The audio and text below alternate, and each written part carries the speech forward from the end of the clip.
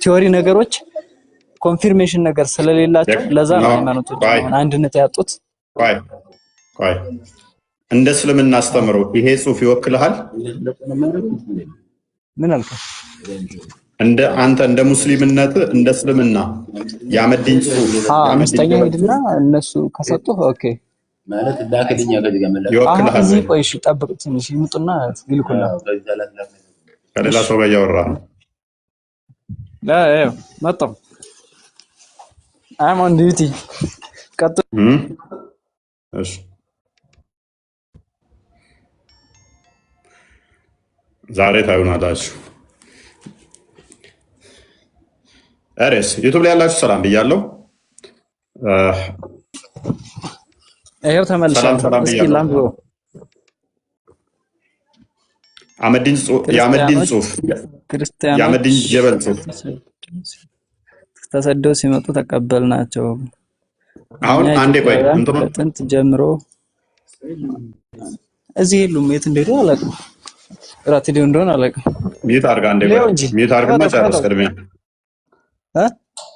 ሰይድ አርጉመንት እንትንን ጨርስ። ቅድሚያ ውይይትን እንትን ያለውን ከውስጥ ያለ ጨርስ። ምክንያቱም እዚህ ጋር ብዙ ሰው እየተከታተለ ነው።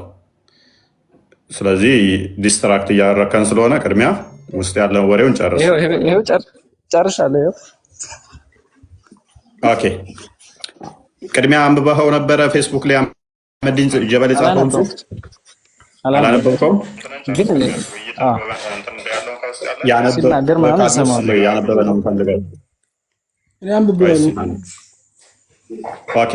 ካዲድ አንብቦታል። አንዴ የካዲድን እንስማ። ሀምዛ ሚዩት አድርግ ከቻልክ። ሰይድ ሚዩት አድርግ። ካሊድ እንኳን ደህና መጣ። ሰላም እንኳን ደህና መጣ። መልካም ሙሉውን አንብበዋል ጽሁፉን? አዎ አንብቤዋለሁ። ኦኬ በሐሳቡ ትስማማለህ? ሰይድ ሚዩት አድርግ። ሰይድ ሚዩት አድርግ። አዎ በጣም እስማማለሁ። እሺ ኦኬ ስለዚህ እስልምናን ይወክላል ብለህ ታምናለህ? አመዲን ጀበል የጻፈው በጣም ይወክላል እንጂ ሁሉንም እንደ ኢትዮጵያ ይወክላል። እንደ ኢትዮጵያ እኔ አይወክለኝም። እኔን አይወክለኝም እንደ ክርስትና። እናንተ ግን ይወክላችኋል? አዎ እርግጠኛ ነህ? በጣም እርግጠኛ ነኝ። አንድ የክፈተው ቃል ሰምታችኋል። እስልምናን ይወክላል፣ እንደ ኢትዮጵያ ምን ይወክለኛል? ትክክለኛ ጽሁፍ ነው ብሎናል አመዲን ጀበል የጻፈው። ከፍ አድርገው ላይኩን በደንብ አሳያቸው አንዴ። ላይኩ ስንት አለው? 19 ኦልሞስት 20 ሺህ ሰው ላይክ አድርጎታል። 20 ሺህ ሰው ላይክ አድርጎታል። ወደ 3.9 ሺህ ኮመንት አድርገዋል። ወደ 6000 ወደ 3600 ሰው ደግሞ ሼር አድርገውታል። ካሊድ አንብቤዋለሁ ሙሉ ይወክለናልም ትክክል ነው ብሏል። በጣም ኢንተራክት የተደረገበት ሙስሊሞች በጣም የተቀባበሉት ጽሁፍ ነው። እንደ እስልምና ይወክለናል ትክክለኛ ጽሁፍ ነው ብሏል አይደለ ካሊድ? የሰማው ስለሆነ ኦኬ ዝቅ አድርግልኝ። አሁን እንትና ቆይ ቀስ በልና ከፍ አድርገው ወደ መሀል አካባቢ ከፍ። ኦኬ ትንሽ ከፍ አድርገው ነው። ኦኬ ይታያል ጽሁፉ? ካሊድ ይወክለኛል ብላል። አዎ ይታያል። እስልምናን ይወክላል ያነበብኩት ነው ይታያል። ቀጥሎም በ615 ከመካ የኢስላም እምነት ተከታይ ሰሃቦች ተሰደው መጡ። ነፃነት በመስጠት የጥገኝነት ጥያቄያቸውን በመቀበል ሀገራችን እንዲኖሩ ፈቀድንላቸው፣ እምነቱን ሰበኩ ይላል አይደለ?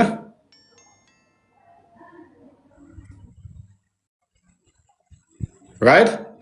አዎ ከኛ ውስጥም ጥቂቶችም ኢስልምናን እንደ እምነት ተቀበሉ። እምነት ብለው ሁሉ አይደለም የተቀበሉት፣ እንደ እምነት ተቀበሉ። ኦኬ ሙስሊም ሆኑ። በኢትዮጵያ ቆይታቸውም ጥቂት ስደተኞች በዚሁ ሞቱ፣ በትግራይ ተቀበሩ።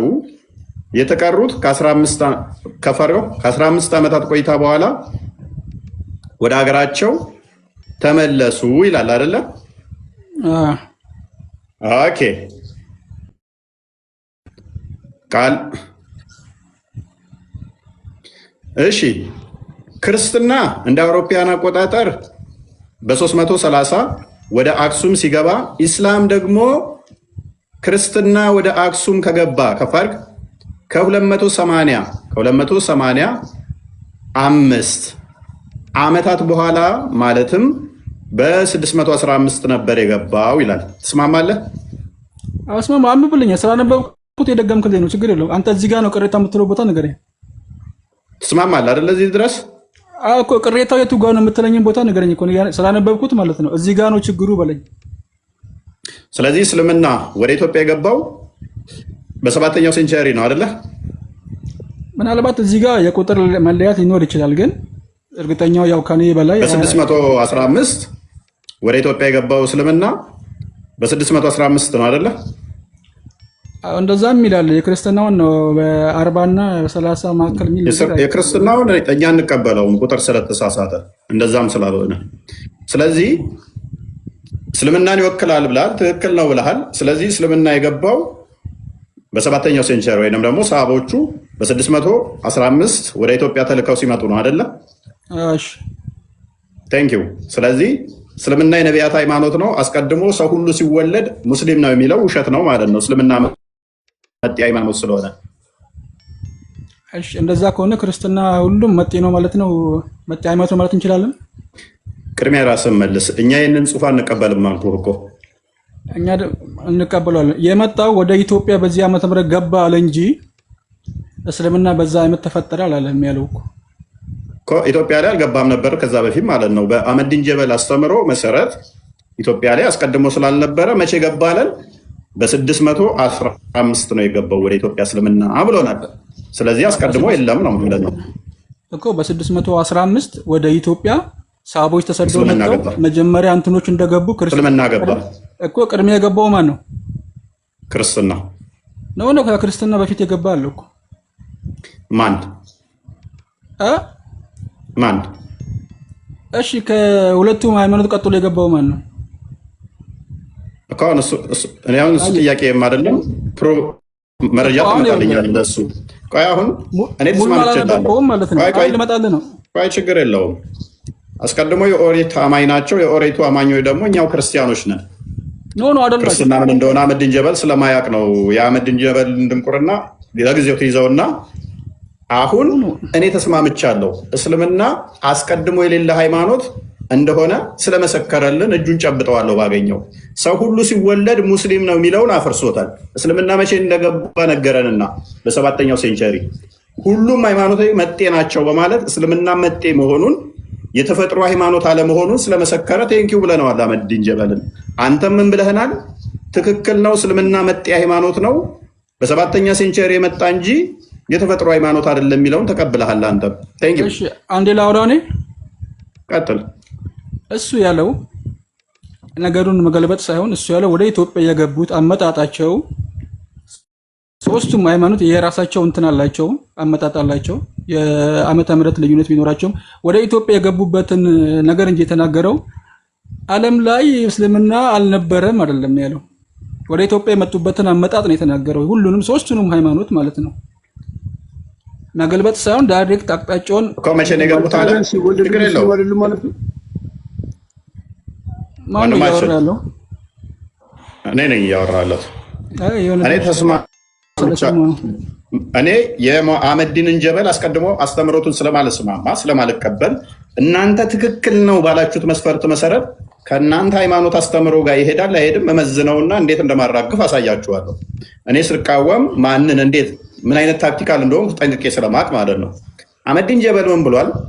በ615 ነው ወደ ኢትዮጵያ እስልምና የገባው። አስቀድሞ ህዝቦቹና ሀገሪቷ ነበረች፣ እስልምና የለም። እስልምና የገባው በ615 ነው ካለን ህዝቦቹና ሀገሪቷ ላይ እስልምና የሚባል እስከ 615 አይታወቅምም፣ የለም። ስለዚህ በእናንተው ሎጂክ መሰረት ሰው ሁሉ ሲወለድ ሙስሊም ነው፣ ነቢያቶች ሁሉ እስላም ናቸው፣ ለእያንዳንዱ ህዝብ ደግሞ መልእክተኛ ተልኮ በራሳቸው ቋንቋ ተሰብኳል የሚለውን አህመዲን ጀበል ጀግናችሁ አፍርሶታል። ይሄ እኮ የእናንተ አመለካከት ነው እንጂ ይኸውልህ እስልምና የጥንት የሰሃቦችም የእንትኖችም ነው የነቢያቶችም እምነት ነው። ወደ ኢትዮጵያ የመጣበትን መንገድ እንጂ የነገረ ማለት ነው። ኢትዮጵያ ላይ ከተሉት ነበር። ኢትዮጵያ ላይ ሌላውም ሃይማኖት እኮ ኢትዮጵያ ውስጥ ነበር። ኢትዮጵያ ነበረች እንጂ እኮ ማለት ነው ሃይማኖት አልነበረም። ኢትዮጵያ ላይ ነበር ወይ? ቆይ ምኑ ኢትዮጵያ ላይ እስልምና ነበር ወይ? የገባ አልነበረ መጀመሪያ አልነበረም። ሰሃቦች ሲመጡ ተሰደው መጡ። መቼ? በስንት ነው? በ16 15 ሰሃቦች ይዞት መጡ ወደኛ አረቦች። ኦኬ የመጀመሪያው ስደት ሰሃቦች ወደ እኔ የተሰደዱት እሱን እርግጠኛ አይደለሁም። ወደ ኢትዮጵያና ወደ መካ ነው ወደ መዲና አይደል ስደት የተደረገው ሰሃቦቹ ወደ ብዙ ቦታ ተበትነዋል። ሰሃቦች ወደኛ ወደ ኢትዮጵያ የገቡት ግን በ16 15 ነው። ምናልባት የዓመተ ምህረት ሊኖር ይችላል። በእናንተው ሎጂክ በእናንተው አስተምሮ መሰረት ከዛ በፊት ኢትዮጵያ ላይ እስልምና እንደሌለ ስለነገራችሁን ኢትዮጵያ እስከ 7ኛው ሴንቸሪ ላይ እስላም የሚባል ሃይማኖት አታውቅም ነበረ። ስለዚህ ሰው ሁሉ ሙስሊም ነው፣ ነቢያቶች የሰበኩት ሙስሊም ነው፣ ለእያንዳንዱ ጎሳ በራሳቸው ቋንቋ ተሰብኳቸዋል የሚለውን አህመዲን ጀበል አፍርሶታል። ምንም ያፈረሰው ነገር እኮ የለም። ይኸውልህ ምንም እሱ የተናገረው ይኸውልህ ትክክለኛውን ነገር የነገራችሁ። አንዳንዴ ማመን የሚከብዳችሁ ነገር ሲመጣባችሁ ለማመን እንትን ትሸሻላችሁ እንጂ ማለት ወደ ኢትዮጵያ ሃይማኖቶች የገቡበትን ነገር ማለት ነው። አርጉመንቱን ንገረኝ እስኪ፣ የኔን አርጉመንት ንገረኝ እስኪ። አንተ የእስልምና ሃይማኖት ከዚህ በፊት አልነበረም ነው እያልከኝ ያለው አይደል? እኔ አይደለሁም ያልኩት። እኔ ሳሎን ያልኩት ቆይ ካሊድ እሱ ያለውን አስረዳ። ካሊድ እኔ ሳሎን ያልኩት አህመዲን ጀበል ከ615 በፊት ኢትዮጵያ ላይ እስልምና የለም እያለ ነው። አንብበው። ከ615 በ615 ሰሃቦቹ ተሰደው ወደ ኢትዮጵያ ገቡ። ኢትዮጵያ ላይ እስልምና ነበር አልነበረም? ያኔ አልነበረም እንጂ እንዴ! እንደዛማ ካልከኝ እኮ ማለት ነው ኢትዮጵያ ነበረች፣ እስልምና አልነበረችም። በ300 ምናምንም ክርስትና ኢትዮጵያ ነበረች፣ ክርስትና የሚባል ሃይማኖት አልነበረም። ገብቶሃል? የራስን ቻል ካሊድ የአህመዲን ጀበልን እኔ አስተምሮ አልቀበልም። ቆይ አሁን ለመጨረሻ ጊዜ ልጠይቅህ፣ በ615 በፊት ኢትዮጵያ ላይ እስልምና የሚባል አለ የለም? እንደ አህመዲን ጀበል ጽሁፍ ኢትዮጵያ ላይ የለም። ቴንኪው። ኢትዮጵያ ላይ ከ615 በፊት እስልምና የሚባል የለም። ቢንጎ ቡም። እናመሰግናለን። እኛም እያልን ያለ ነው እንደ አህመዲን ጀበል ጽሁፍ መሰረት በ615 በፊት ኢትዮጵያ ላይ እስልምና የለም። ቀደም የላኩልህን ቃል ኪታቡን ክፈተው።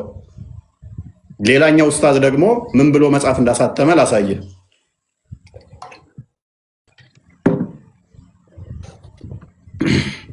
ይሄንኛው ደግሞ የታሪክ ተመራማሪ ተብየው አብዱልጀሊል ሼህ አሊ እንዲህ ይላል። እስልምና በኢትዮጵያ ከቅድመ ክርስቶስ በኢትዮጵያ ምን እስልምና መቼ ከክርስቶስ በፊትም ነበር ይለናል። አይደለም ከ600 ከ2000 ዓመት በፊትም ኢትዮጵያ ላይ እስልምና ነበር ይለናል። ይህንኛው ኡስታዝ ደግሞ አህመዲን ጀበል ደግሞ እስልምና መቼ ነው የገባ ኢትዮጵያ ላይ ያለው ይለናል ከ615 በኋላ።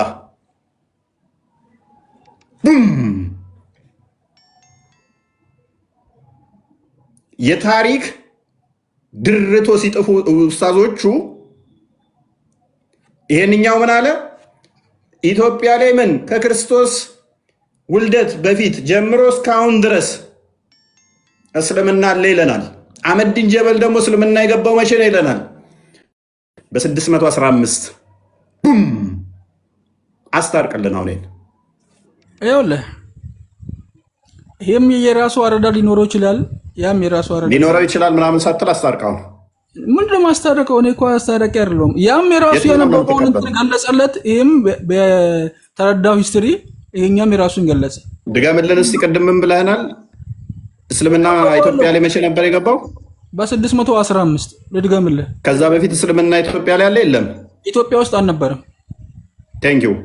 ይሄንኛው ደግሞ ምን ይላል? ኢትዮጵያ ላይ ከክርስቶስ ጀምሮ ከዛም በፊት እስካሁን ድረስ አለ ይለናል እኮ። ነገርኩህ እኮ እኔም እያልኩ ያለው አህመዲን ጀበልን ትታደግና ይሄንኛውን ተረት ተረት እንቶ ፈንቶ የጻፈውን ማን የሚባለውን አብዱልጀሊል ሼህ አሊ አንተ ተረት ተረት ነው የጻፍከው። አህመዲን ጀበል እንደነገረህ ኢትዮጵያ ውስጥ የገባው እስልምና ራሱ 615 ነው። ስለዚህ ይህንን መጽሐፍህን ሽንት ቤት ካካ ተጠቀምበት በሉት፣ ማንም ይገዛው ስለሌለ። ሽጦ እኮ እኛ ጋር ያ ሽንት ቤት ነው የሚያስቀምጡት እንጂ እንደማነቡት አውቃለሁ። ለዛው ማስተማሪያ አድርገውታል እዚህኛ አካባቢ። ይህንን ማስተማሪያ ካደረጉትማ በጣም ነው የምስቀው። ምክንያቱም ምን መሰለ፣ አንተ ራሱ ማስተማሪያ አድርገውታል ካልክ አሁን አህመዲን ጀበልን አስተምሮ እየተቀበል ከ615 በፊት ኢትዮጵያ ላይ እስልምና የለም እያልክ ከ615 በፊት ደግሞ ኢትዮጵያ ላይ እስልምና አለ የሚልን ማስተማሪያ አድርገዋል። ኮንትራዲክተሪ። በቃ ድንቁርናችሁ በዚህ መጠን ሰው ከተረዳው በቂ ነው። ዩቱብ ላይ ምን ላይ ሰጥቼበታለሁ ኢንዲቴል አህመዲን ጀበል እንትን ያለውን ቪዲዮ ሰርቼበታለሁ። ወደ 40 ደቂቃ ነው። ኢንተርቴን እያደረጋችሁ አዳምጡት ማለት ነው። ዝም ብላችሁ ተቃውሟችሁን ሲስተማቲክ አድርጉት። አያችኋ? ጀስት ያምጡ፣ አስተምሮታቸው ላይ እንለጥፋችኋለን።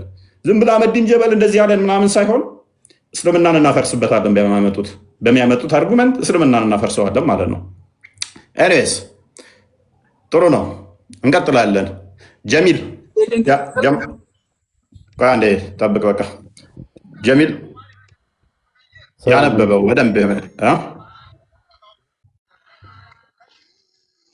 አሁን ሁለት ኡስታዞች ይቀርበውልናል። እንኳን አመጣ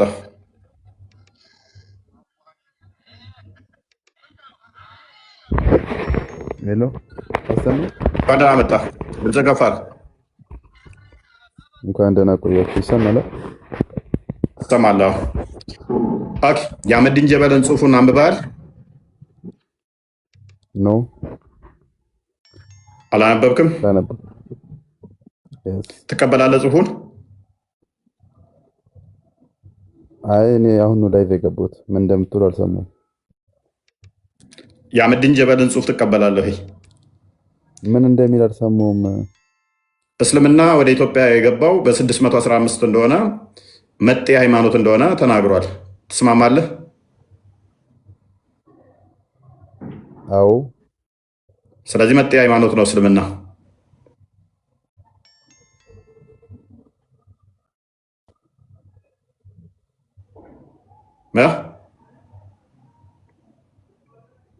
ምን አልከኝ? ስለዚህ መጤ ሃይማኖት ነው አይደል እስልምና? የስ ምን? የስ ያ ምንድን ነው? የስ ያ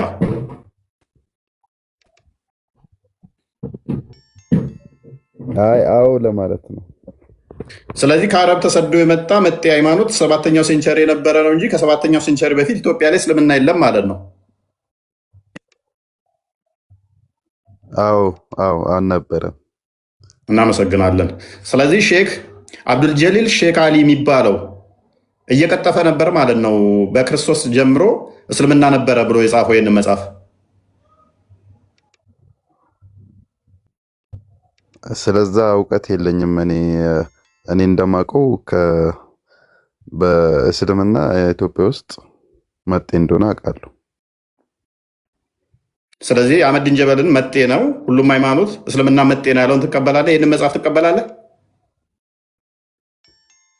ነው መጤ በሚለው ነው እኔ የማምነው።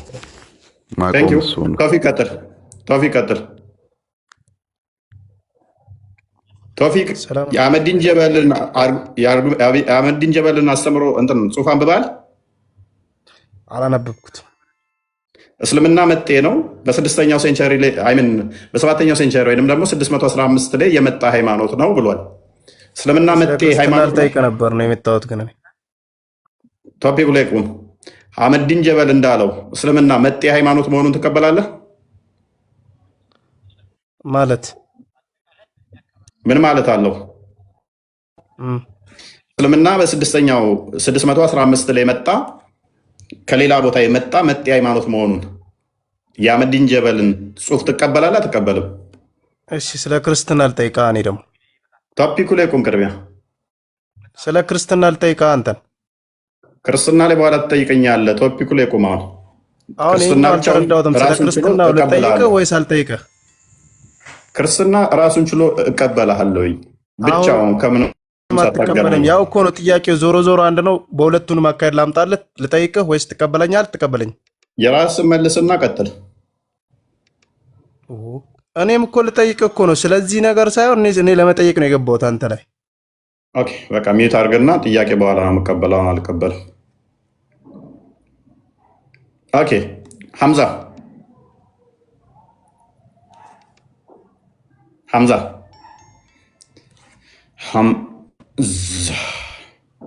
ግልጽ ነው።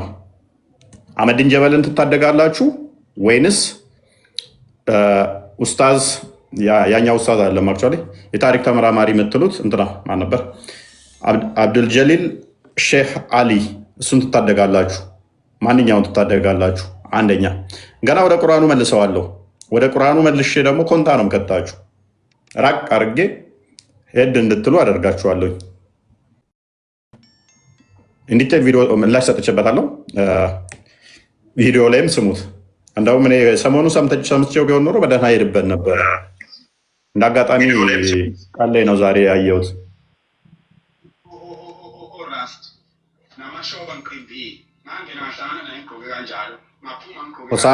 ሆሳና ሚተር ሆሳና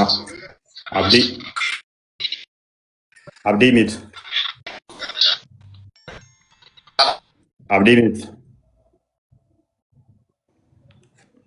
ኦኬ ሆሳና ይሰማል? ሆሳና እንኳን ደህና መጣ። ማን ነው ጀግና? አህመዲን ጀበልን አሁን ኑ ደግፉት፣ ኑ ደግፉት። መጤ ሃይማኖት ነው እምነታችን እያላችሁ ኑ ደግፉ አህመዲን ጀበልን። ጀግናውን ኑ ደግፉት። ሆሳና ቀጥል።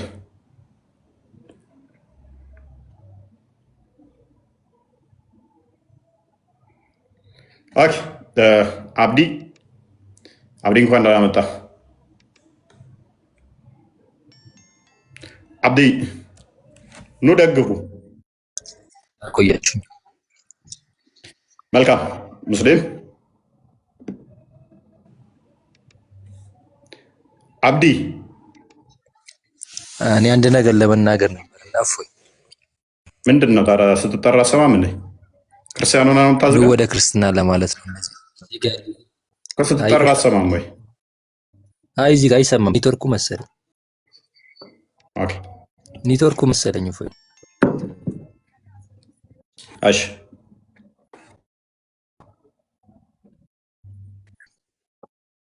ቦስ ክርስቲያን መሰለኝ አብዲ በዛው ክርስቲያን ያሉት ወደ ክርስትና እንዲመጡ ሀሳብን ለማንተን ለማለት ነውና ትክክለኛ እምነት ኦርቶዶክስ ስለሆነ ወደ ክርስትና እንድትመጡ ጨርሻለሁ። እፎይ ኦኬ እሺ ቴንክ ዩ። በጣም ነው አብዲ ብለህ መጣክ ወደ ክርስትና የምትጠራው የበሰበስክ ሲጀመር አንተ እፎይ ተብዩ ማለት ነው እና ነው ኢምራን መጣ።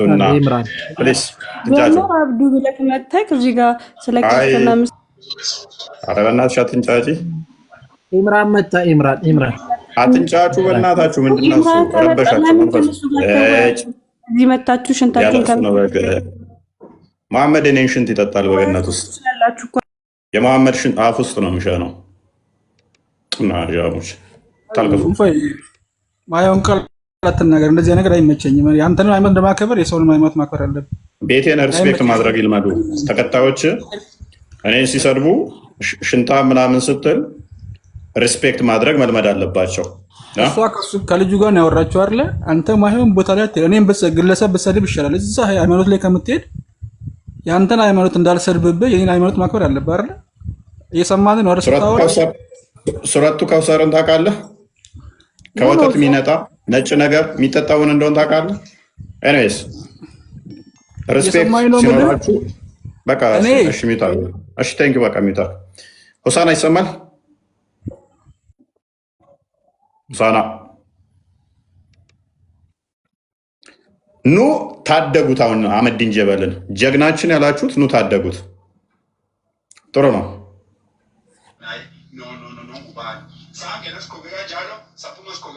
እንኳን ደህና መጣ ጀማል ሆሳና።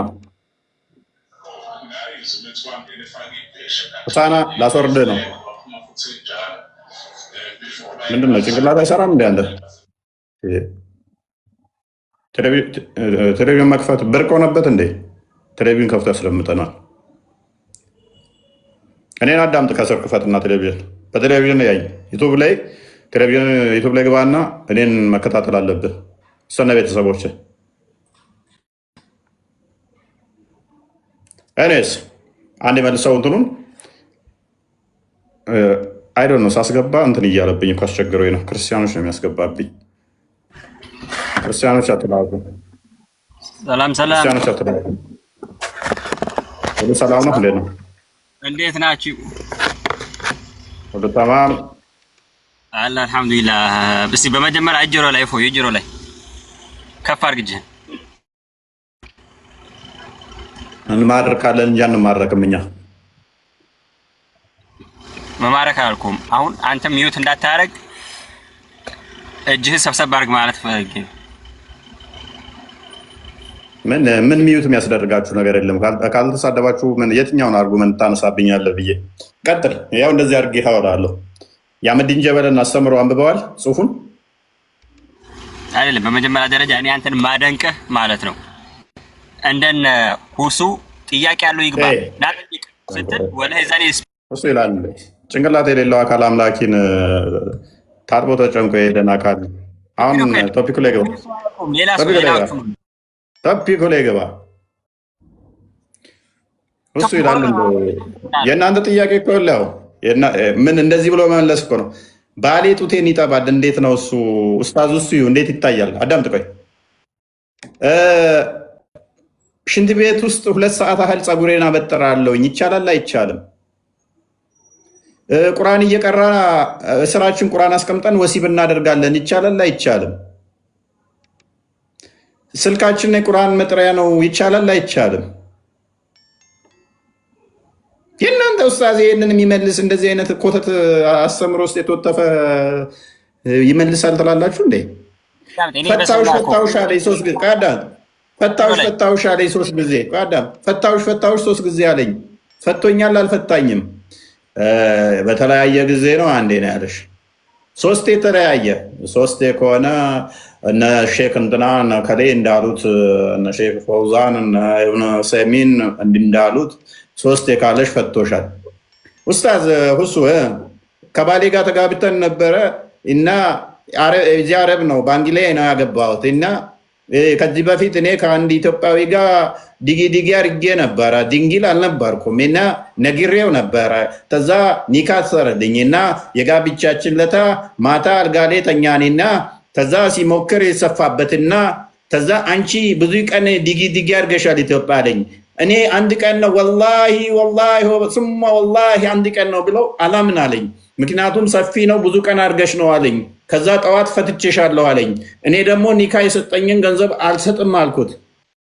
ኡስታዝ እንዴት ይታያል ይሄ? አንቺ አንድ ቀን ብቻ ነበር ያደረግሽው? አዎ አንድ ቀን ብቻ ነው ያደረግኩት። ከዛ ኒካውን ዘሽበት ነው። ከባድ ነው ይሄ። እንደዚህ ኮተት የሆነ ከቴዎሎጂ የራቀ ለድነት ማይሆነ እንቶ ፈንቶ ኮተት። ኡስታዝ እኔ አንድ ቀን ካካ ብዬ በቀኝ እጄ ቂጤን አጠብኩኝ። ከዛ ሲሰማ በግራ እጅ ነው የሚታጠበው፣ ቂጥ በቀኝ እጅ አይታጠብም። አዳም በቀኝ እጅ አይታጠብም፣ ለካ በግራ እጅ ነው የሚታጠበው። እና በዛ እንዴት ነው እሱ ኃጢአት ነው አይደለም? እንደዚህ አይነት ኮተታ መምህራኖቻችሁን መምህር ብላችሁን የቤት እንዳጠሯቸው። አሁን ቶፒኩ ላይ ትገባለህ። ቅማሉ ፊቱ ላይ እየተተራመሰ ወደ አላህ መልእክተኛ ተወሰደ። ይህ ኮተት የሆኑ ንጽህና አልባ ሆኑ። አሁን ቅማል ፊቱ ላይ እየተተራመሰ ምንድን ነው? ነቢዩ ቅማል ይተራመስበት ነበር። ስለዚህ አሁን አህመዲን ጀበል የመልሰውና አንብበኋል። ጥያቄ ካለ እቀበላለሁ፣ ችግር የለብኝም። ደግሞ የሚያደርገው ቅማል እየተተራመሰ አንድ ጊዜ ቀማል ፊቱ ላይ እየተተረማመሰበት ሰውየው መሐመድ ጋር ሲሄድ መሐመድ ምን አለው? በሽታ ከዚህ ደረጃ ላይ ይደርሳል ብዬ አላሰብኩም ነበር። ፍየል ታገኛለህን አለው። አላገኝም አልኳቸው አለ። እሺ ከፍየል በኋላ 3 ቀናት ጾም ወይንም 6 ድሆችን ለእያንዳንዱ ድሃ ግማሽ ሰሃን ያህል በመስጠት መግባሉኝ። አንድ ሰው ለቅማል ማጥፊያ ለቅማል ማጥፊያ ኢማጂን ይህንን ሳሙና መግዣ ያጣ ሰውዬ ላምረድ ሚል አለ። ቁርአንም ወርዶበታል። ለዚህ እኮ ቅማል ፊቱ ላይ እየተጠራመሰበት በግረድ ወይንም ፍየል ረድ ወይም ላምረድላት የነቢዩ መልስ ማለት ነው። እንደዚህ አይነት ድንቁር ያለ ኮተት ውስጥ ያላችሁ ሰዎች ታስቁኛላችሁ። ኤኒዌይስ የአህመዲን ጀበልን ጽሑፍ አንብባል። ቶፒካችሁ ላይ ግባ። ደረሳል እኮ አንዴ እኔም ላውራህ ታዲያ አንተ እኔ አንብባለሁ እስልምና ሁሉ ግልጽ ነው። ቀጥለች። አሁን ስማ ትጥራ ካሊድ ትወርዳለህ። ነኪስ ስማ ትጥራ። የኮተት ኡስታዞች የማየም ኡስታዞችን ቤት እዚህ ሞራን የሚመጡበት ነው። በድራማ የተካኑ የራሳቸው ሚስት በየቀኑ ሻዳ በማሳት የሚታወቁ ደናቁርት ኡስታዞችን ስም እንዳጠራ እዚህ ቤታ ክስ ታስወርዳለሁ። ስም ተጠራ። ቶፒኩ ላይ ግባ። እኔ እኮ ስገባ እኮ እጅሮ ላይ አልኩ እኮ ለዚህ ነው ሚዩት እንዳታደርግ ነበር። እሺ ቶፒኩ ላይ ግባ። ይሄ ችግሩ እዚህ ነው። አያ ችግር የለም። ቶፒኩ ምንድን ነው? ማውራት አልችልም ማለት ነው። ይሄ ነው ቶፒኩ ላይ ታወራለህ እንደፈለግ። ከፈለግ ወደ ክርስትና እየመጣ ቶፒኩ ጋር እያየህ መመለስ ትችላለህ። ዘይባ ሚታክ ያዘቢ የአህመዲን ጀበልን ጽሑፍ አንብበሃለሁ። የፌስቡክ ላይ ጻፈው ምንድን ነው ያለው? አህመዲን ጀበል አንብበሃል? አላነበብክም? አላነበብኩም፣ ገና አሁን እየመጣ ነው። ኦኬ ይሄንን እንዴት ነው እሱ? አሁን ታላነበብክ ሳሰማ ለሙግት የምሞክረው ካዳ እስ ያነበቡ ካሉ እነሱ አዳምጣቸው። ቆይ እነሱ ያነበቡ ካሉ እኔ ራሴ መልሳለሁ። ለምን ታልፋለህ? አላነበብክማ ገና። ለአንተ ገና አስረድተን ነው እንደምትመልሰው። እኛው መልሱን ነግረንህ እንድትመልስልን ነው። አንብበህ ቢሆን እሺ። ያማታቀውን ያላነበብከውን ያልሰማኸው ምን ብለህ ትመልሳለህ? ቆይ ሌሎች ይቀጥሉ። ቅድም አሁን ያነበበው ልጅ ሲመልስ ነበረ። ያላነበበው ዝም አለ። ቆይ ያነበቡት ይመልሱ። ሚታል ያነበበ ማን ነው? ከስራ እኔ አንብቤዋለሁ። እናትና እሺ ድንጋይ ከሆንኩማ ካባ ነህ ብለህ ትልሰኛለህ፣ ትስመኛለህ። ሱናን አናሳይ 29:19 ላይ ኃጢአት ታሰርያለች የተባለችው ጥንቆሮ ድንጋይ እንደሷ ትስመኛለህ። ዝበናትና እሺ ሸርሙጣ ልጅ ሱና ቁርአን በአማርኛ አንብበዋል? እሺ እኔ አንብቤዋለሁ። ቴንኪው። ትቀበላለህ ሀሳቡን? የአህመዲን ጀበል ጽሑፍ ትክክል ነው፣ እስልምናን ይወክላል ትላለህ?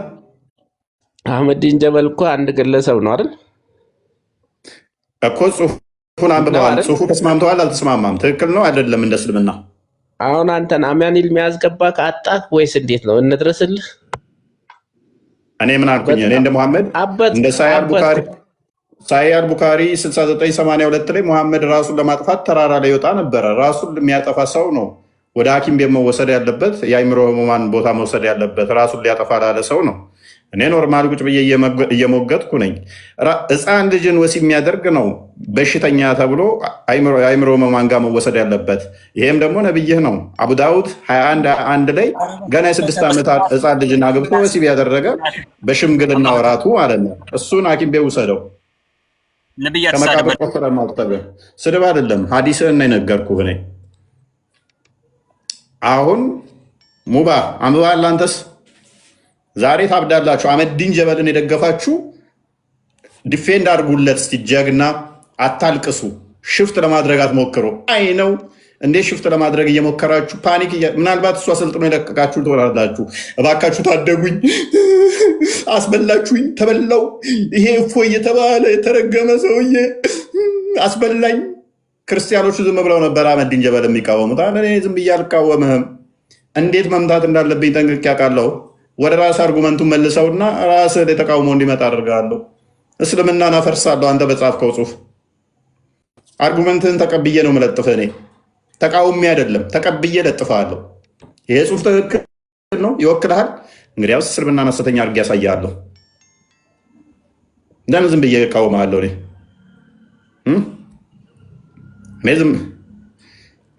ኮመንት ላይ ማወን ነገር አትጻፉ።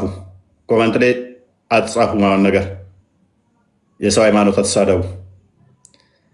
ሙባ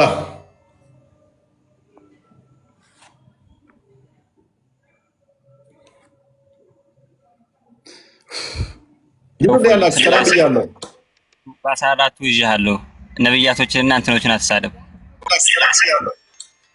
በሰዓቱ ይዣለሁ።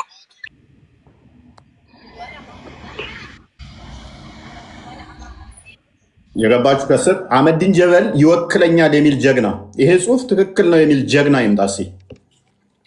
ክርስቲያኖቹ ዝም ብለው ስለተቃወሙ ዝም ብላችሁ ላይክ ሼር ስታደርጉት ነበር አይደለ? ይሄ ጽሁፍ ትክክለኛ ጽሁፍ ነው፣ የእስልምና አቋም የሙስሊሞች አቋም ነው በሉ እስቲ። አህመዲን ጀበል ምንም አያውቅም መሀይም ነው ስንል የእውቀት ማህደር ነው፣ ጀግና ጎታ ኬኛ ወርዶታ ጀቻ ቱርተን ኮታ ሴናሜ ኑ ግቡ እስቲ። አህመዲን ጀበል የእኛ ጀግና ስትሉት የነበረው ኑ ደግፉት እስቲ፣ ያስተምሮ እናንተን ከደገፋችሁ። ይህ ጽሁፍ እስልምናን አፈር ድሜ ያስበላ ነው። እኛ ኦልሬዲ አይመለከተንም ስለማንቀበለው ይሄንን ጽሁፍ። እናንተ ይወክለናል ይቀበለናል ብላችሁ ሼር ኮፒ ሊንክ ስታደርጓን ነበር። ይሄ ውስታዛችሁ ምሁር ነው። እሱ ባለው መሰረት እስልምና በ7ኛው ሴንቸሪ የመጣ ሃይማኖት መጤ ሃይማኖት ነው። ሰው ሁሉ ሲወለድ ሙስሊም ነው የሚለው ውሸት ነው። እንደገና ደግሞ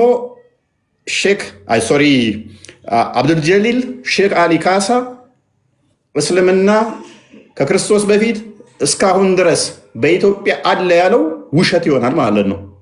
ይሄን መጽሐፍ ቀዳችሁ ሽንት ቤት ክተቱት፣ ወይንም ደግሞ እሳት ማያያዣ አድርጉት። ይህንን መጽሐፍ አሌስ አህመዲን ጀበልና የዚህ መጽሐፍ ደራሲ ዲቤት ሲያደርጉ እኔ ጥሪ አቅርቤላቸዋለሁ። ሆስት ሆኜ አዘጋጅቼ ዲቤቱን ሞዴሬተር ሆኜ ሁለቱ ዲቤት ሲያደርጉ ማየት ፈልጋለሁ። እዳኛቸዋለሁ። ፍራንክሊ ስፒኪንግ እኔ ለማንም አላዳለም፣ ለአህመዲን ጀበልም አላዳለም፣ ለአብዱል ጀሊል ሼክ አሊም አላዳለም። ሁለቱ ዲቤት ማድረግ አለባቸው። ኢትዮጵያ ላይ እስልምና በ7ኛው ሴንቸሪ ነው የገባው ወይንስ ከክርስቶስ በፊት? ሁለቱ ዲቤት ሲያደርጉ ማየት ፈልጋለሁ። እና አክሱም ሐውልትን አስቀምጦ ከእስልምና ጋር ላይ ያያይዝ። እንግዲህ አክሱም ሐውልት ከ3ኛው ሴንቸሪ እስከ 4ኛው ሴንቸሪ የተሰራ ነው። የአክሱም ሐውልትን አስቀምጦ ለማለት ነው። ሁለቱ ኡስታዞች ዲቤት ሲያደርጉ ማየት ፈልጋለሁ። የትኛው ኡስታዛችሁን አሁን ጀግና? ማንኛው ያሸንፋል? እኔ እውነቱን ነው የምነግራችሁ። ለሁለቱም አላዳለም። ሞዴሬተር ሆናለሁ፣ ሰዓት እዛለሁ። ሞዴሬት ላድርጋቸው፣ ዲቤት ያድርጉ። ተስማሙ። ዩቱብ ላይ ያላችሁ እንዴት ነው? እስቲ ምን ትላላችሁ? ትደግፋላችሁ? እስቲ እንደግፋለን የምትሉ አንዳንድ ቁጥር ጻፉልን። እስቲ ምደግፉ አንዳንድ ቁጥር ዩቱብ ላይ ልዳኛቸው። ትስማማላችሁ? የእናንተ ምላሽ እየፈለግኩ ነው። በዩቱብ ይሁን ዲቤቱ ወይንስ በቲክቶክ? ቲክቶክ ላይ ተራ የውርጋጦች ነው። ወደ ዩቱብ እናድርገው አይደለም? ዩቱብ ላይ ያላችሁ እስቲ ያሳውቁኝ። ዩቱብ ላይ ልምጣና ዲቤት እንዲያደርጉ ላመቻችላቸው። ቲክቶክ ላይ ብዙ ጊዜ ላይ እንትን ነው የፍንዳቶ ምናምን እንትን ስለሆነ አሪፍ ዲቤት የሚደረጉ ዩቱብ ላይ ነው። ዩቱብ ላይ ዲቤቱ ይደረጋል። አህመዲን ጀበልና አብዱልጀሊል ሼክ አሊ ካሳ ሁለቱ ዲቤት ያደርጋሉ። ያንኛው የታሪክ ምሁር ነው፣ ይሄንኛውም አህመዲን ጀበልንም የታሪክ ሊቅ ነው ይሉታል። ስለዚህ ከሁለቱ አንዱ ተሳስተዋል ማለት ነው። ከሁለቱ አንዱ ተሳስተዋል። ስለዚህ ዲቤታቸው ማየት እንፈልጋለን። እስልምናን እንዲታደጉት ከሁለት አንዱ በውሸት ማየት ይፈልጋል ሰው። ቀረ እንደ ድሮ እንደዚህ አጀንዳ ሰተን አንተራምሰን ምናምን። አህመዲን ጀበል እኔን ታውቀኛለህ? ከአንተ በላይ በጣም ዋይዝ ነኝ። አርጉመንት እንዴት መመለስ ወደ ራስ ጠንቅቄ ሰው ነኝ። የድሮቹ ላይ ተጫውተሃል፣ በእኛ ጄኔሬሽን ላይ ግን አትጫወትም። የሆነ ነገር አድርጌ በዛ ሰዎች ዝም ብለው ሲጮሁ እኔ ታዋቂ ሆናለሁኝ፣ ድጋፍ አገኛለሁ፣ ሙስሊሞቹም ይደግፉኛል። ቴንኪዩ። እኔ ግን እስልምናን አፈርስበታለሁ። አንተ በምትጠቀመው እስልምናን አፍርቼ እስልምና ሐሰተኛ መሆኑን አሳይበታለሁ። እስልምና ውሸት መሆኑን አሳይበታለሁ። ስለ አክሱም ከሆነ ቃዳም አንተ ነጃሺ ቅማ ከሆነ ስለዚህ አሁንም እኮ የእኛው ምንም አያገናኘውም እኮ። ነጃሺ መቼ ነው? ከነጃሺ ጋር ምን አገናኘው የእኛው ታሪክ? ክርስትና እንደ አውሮፓ አቆጣጠር የገባው በ1700 ነው፣ በ2000 ነው በለው። የት? ከሶሪያ ማለት ነው።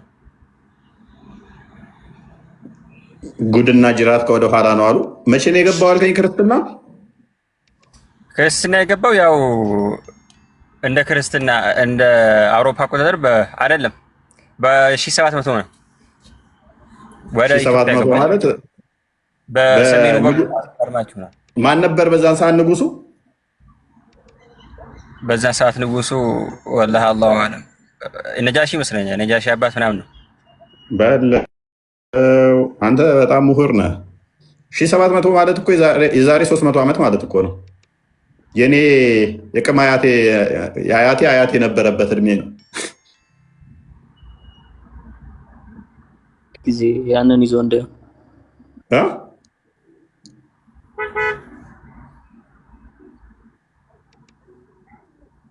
እንዴት ነው ነገሩ? እናንተ ሰዎች እስልምና ክርስትና የዛሬ 300 ዓመት ነው የገባው እያለን እኮ ነው። 1700 ነው የገባው አለን እኮ። አሁን 2000 ላይ ነን ያለ ነው። ስለዚህ ክርስትና የገባው የዛሬ 300 ዓመት ነው። ጉድ ነው። እስልምና ላይ በቃ ቁጥር እኮ ይደፍራሉ። ለነገሩ አይፈረድባቸውም። ሳይድ ቡኻሪ አይፈረድባችሁም። ካሊድ አይፈረድባችሁም። ምክንያቱም መሐመድ ምን ብሏል መሰለህ? ሳይድ ቡኻሪ 1913 ላይ እኛ መሀይሞች ነን መጻፍም መቁጠርም አንችልም ብሏል። የዛሬ 300 ዓመት ማለት የዛሬ 300 ዓመት ነው ክርስትና የገባው ትለኛለህ? 300 አልኩም። ያ እኔ 1700 ዓመት ያልኩት እኮ የዛሬ 1700 ዓመት ነው። ምን ወደ ኢትዮጵያ የገባው ክርስትና? ኦኬ የዛሬ 1700 ወይንስ ከ1700 ዓመት በፊት? 1700 ዓመት በፊት። ከዛ በፊት ግን የነበሩት ህዝቦች እንትን ናቸው። ምን ክርስቲያን አይደሉም፣ ሃይማኖት አልባ ናቸው። ምንድን ነው? ማን ያለ? ና ማስረጃውን አንጣ። ና ከፍ በል ግለጥ ማስረጃ። አንተ ሃይማኖተኛ መሆናቸውን ማስረጃ አለ? ከዛሬ 1700 ዓመት በፊት እባክህ ማስረጃ ስጠኝ። አለ የለህም? አንተ ሃይማኖት አልባ ናቸው ክርስትና የገባው ከ1700 በኋላ ነው ብለኸኛል። 700 ላይ ነው ብለኸኛል። አሁን ግለጠው ማስረጃው። ያው ማለት የመካ ቁረይሾች የዛኔ ታቦት ነው የሚያመልኩት። ያው ኢስላም የዛኔ ምን አገባኝ እኔ ስለ መካ፣ እኔ ስለ ኢትዮጵያውያኖች ነው ያወራሁት እያልኩ ያለሁት። ያው ተመሳሳይ ነው ማለት ነው እኮ በርዛችሁታል። ዲዛይን ተመሳሳይ መጽሐፍ ማን ነው ያለህ? ፕሬስ ያላልኩህን አትበል። ድንቁርናን ኪስ ከተታትና ለተየካት ላልከው ማስረጃ አንጣ። ፕሪሰፖዙን ተውና መካ ላይ ጣዖት አምላኪ ናቸው ሙሐመድ እና ቤተሰቦቹ። አይ ሌላውም ዓለም ጣዖት ነው የሚያመልከው። ማን ያለ?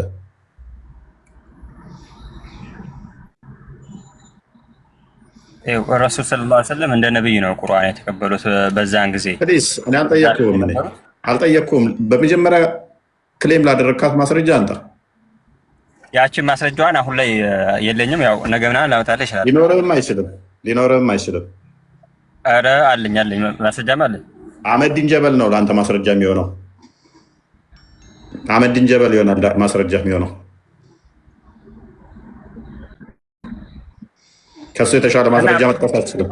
አህመዲን ጀበል ግለሰብ ይሳሳታል። ምን አገናኛ አህመዲን ጀበል እና እኛ ጋር?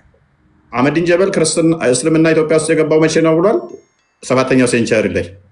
ስለዚህ ኢትዮጵያ ውስጥ መጤ ነው አይደለ? እስልምና አይደለም ክርስትና መጤ። ክፈተው ቃል። ሁለቱም መጤ ነው። እኛ እናምንም። አህመዲን ጀበል ግን መጤ ነው ብሎ ያምናል። ትቀበለዋለህ? እኛ አህመዲን ጀበልን ጽሁፌ ኮተት ነው ብለን ነው ምናምነው። ኢትዮጵያ ላይ ለመጀመሪያ ጊዜ እስልምና የገባው መቼ ነው?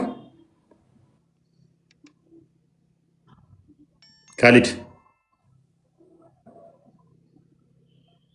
አለው አይደለ? ሰማለ። ቀጥል ካሊድ፣ ዝምታ ትምረጥ። ኢትዮጵያ ላይ ለመጀመሪያ ጊዜ እስልምና የገባው መቼ ነው? መልስ። ዝምታ ያዋጣ። ወጣ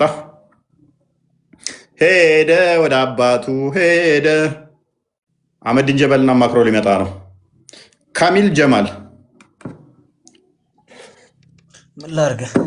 እየሰማሁህ ነው። የአህመዲን ጀበልን ጽሁፍ ትቀበላለህ? ይሄንን እኔ እውቀቱ ምንም የለኝም፣ ግን እኔ አንድ ነገር ልንገር ወንድሜ። ቆይ ምንም ተመንገር በፊት አህመዲን ጀበል እስልምና ወደ ኢትዮጵያ የመጣው እኔ ለማዳመጥ ነው የገባሁት። አባ ስማኝ እስቲ፣ እንደ ሰው ልጅ ስነ ምግባር ይኖር። መሐመድን መሰልኩህ ባለጌ ሆንኩ እንደ መሐመድ? ይቅርታ ቁርአንን ሳነብ እንደዛ ያደርገኛል።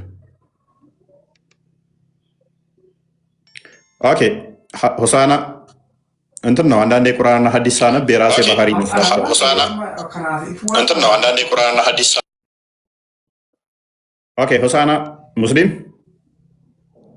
እኔ አንድ ነገር ልንገርህ። በቃ ሚታርክ ሆሳና ላስወጣ ነው። ሆሳና ትግስታችንን እየተፈታተንክ ነው። መልስ እንጂ ወይ አትልም እንዴ?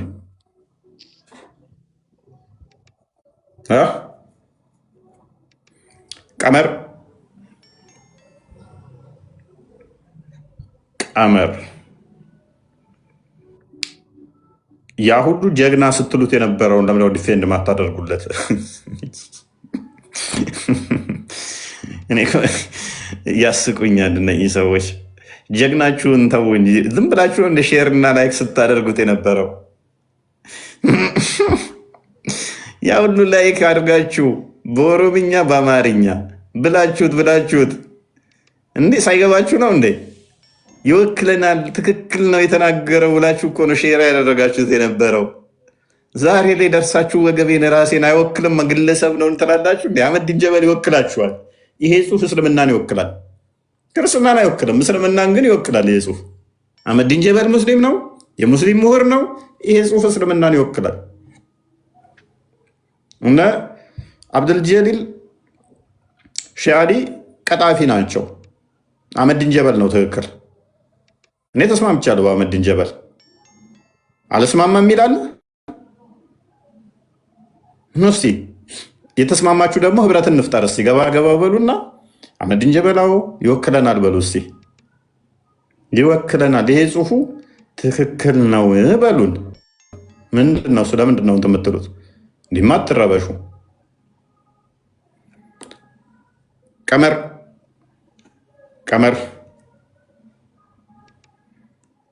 ይሰማል?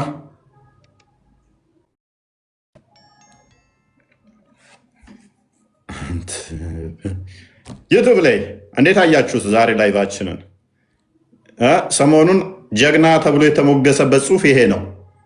ከፈት ሲደረግ እንዴ ነው፣ ገለጥ ሲደረግ አያችሁታ። ኤኒዌይስ ነቢል ነው የሚለው። ነቢል እኔ እሰማለሁ። ሰማለሁስ። ያ እንግዲህ ያ ጽሁፉ ምንድነው? እሱ መጨረሻ አካባቢ ይመስለኛል ሜይ ቢ አንብብላቸው እንትን ምትላለች መጤ ናቸው የሚል ክርስትና ቪዲዮ በደንብ ሰርችበታለሁ። እሱም በደንብ እንትን ትላላችሁ፣ በደንብ እንትን ትሉበታላችሁ ማለት ነው። ምንድነው እሱ? ቀድሞ ኢትዮጵያኖች የብሉይ ኪዳንን አስተምሮ የሚቀበሉ በብሉይ ኪዳን ሲመሩ የነበሩ ናቸው እንጂ ይሁዲ ብሎ ፕሪሰፖዝ ያደረገው እሱ አሁን ያሉትን ይሁዲዎች ነው። አሁን ያሉት ይሁዲዎች አልነበሩም ያኔ። አሁን ያሉት ይሁዲዎች የተሳሳተ አስተምሮ ነው ያላቸው።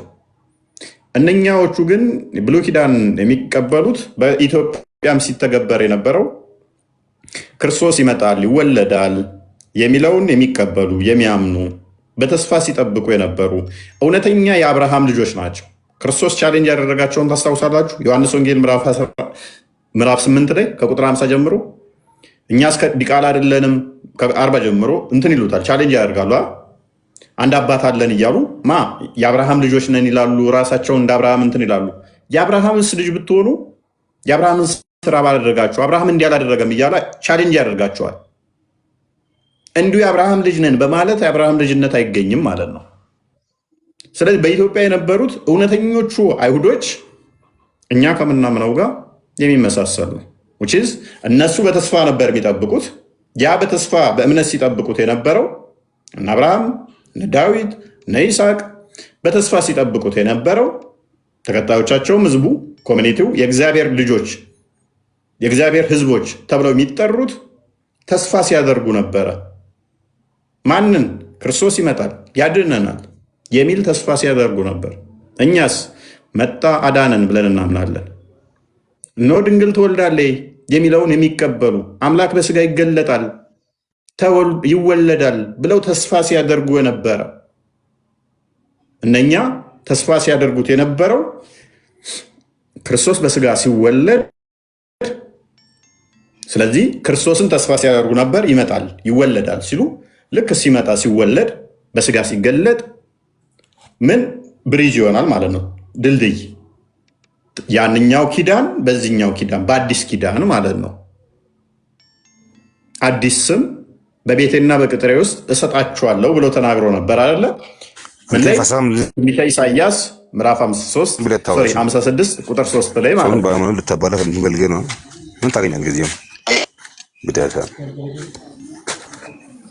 ቁርአን በአማርኛ ላይ ቀራ ቻፕተሩን ልነግረን። አዲስ ላይ ነው ወይንስ ቁርአን ላይ ነው አሁን ያነበብከው ቃል?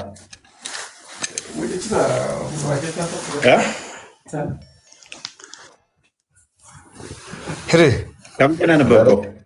ባለጌ ነገር ነው ና ተፈርት ብላ እዲቃላ ልጅ ይሄ ጨዋነት ምልክት ነው። ቁርአን በአማርኛ እየቀራ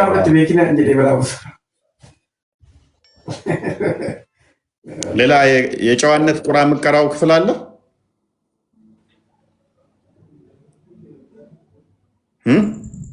ላይ እየመጡ የሚናገሩት የመሐመድ ያስተማራቸውን ነው።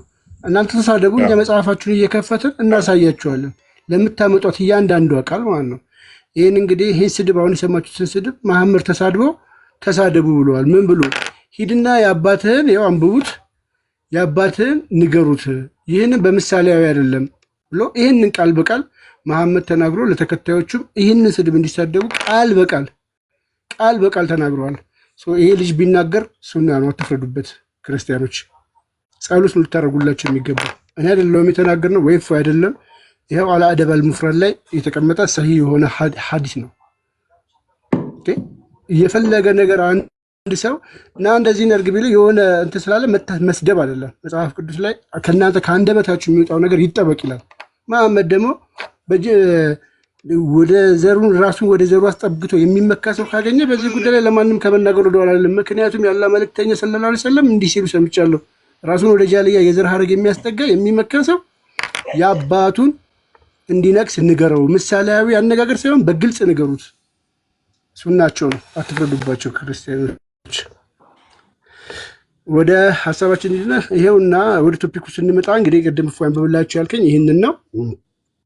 ምን ብለዋል እንግዲህ ከእምነቶች መምጣት በፊት አምድን ጀና በፊት ሀገርና ሕዝብ ነበረ። ዛሬም በሀገራችን ያላችሁን ስለሆነ ሁላችንም በምትመስልና እኩል በምትወክል መልኩ እንግባባለን የሚል ጥያቄ ሲነሳ እኛ ባርነትና መጤ የሚል ድንቁርና ጫወታ ያማራቸው ታዘብን አለና እነሆ እኔም ሀገራችን የሁላችን ናት፣ መስተካከል ያለባቸው ነገሮች እንዲስተካከል ሀሳብ ሳነሳ አፍ በማዘጋት ዝም ለማሰኘት ጥቂት ተባበሩ። አክራሪ ነው መጤ የሚለው ነው አላ ቲንክ የፈለከው ይሄኛው ነው። ሶሪ ከላይ በተጠቀሰው መልኩ በመጤ ስደተኞች የተሰበሰብከውን እምነት እየተከተልን ዘለቅን ይላል። ከላይ በመጤ እምነት የተሰበከውን እምነት እየተከተልን ዘለቅን። እስልምና መጤ መሆኑን አፍርም አድርጎታል። ሰቦና በገና ጋር እንኳን ደህና መጣ። ሶሪ ሰቦና አላህ ቆይ አንዴ ሚታክ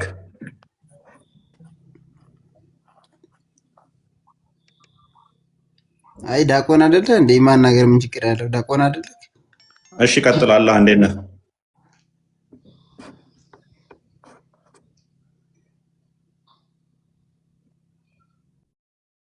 ቀጥል። አላህ አይሰማም? እልም ያልክ የዚህ ዓለም መሀይም ዲያቆን እንኳን ታና ይሆናል። ይሰማኛል? ገበሬ ኔትወርክ ነው መሰለኝ። አንተ ከገጠር የመጣ ገበሬ እዚህ መተህ ነግስ ምንም አይገባም። ቃል ስጋ ሆነ አንተ አላ ክርፋታም ዲያቆን ሰቦና ሚታርገ ሰቦና እሺ አላህ ሰድቦ ይባችሁ ሲወከን ያ ሸኝ ያ አላህ ነው እንደዚህ ባለጌና ተሳዳቢ ምንም ማድረግ አንችልም። ደንቆሮ መሀይም ምናምን የሚሳደቡትን አያችሁ አይደለ? መልስ የለም። ያንም በፌስቡክ ያጨናነቁት ጀግና አህመዲን ጀበል ያሉት እኛ ፊት ሲቀርቡ እሳት ውስጥ እንደገባ ፌስታል ኮርመት አሉ። አያችኋቸው አይደል? ሄር ዊ ጎ ናው። ማን ነው ሰውን አህመዲን ጀበልን ሰፖርት አድርጎ ትክክል ነው የሚል? ይኸው መንገዱ ክፍት ነው። ቀጥሉ፣ ሂዱበት፣ እስቲ ሂዱበት። ሰቦና አሁን ይሰማል? ሄዱበት እስቲ። ኔትወርክ ትክክል አለ ማለት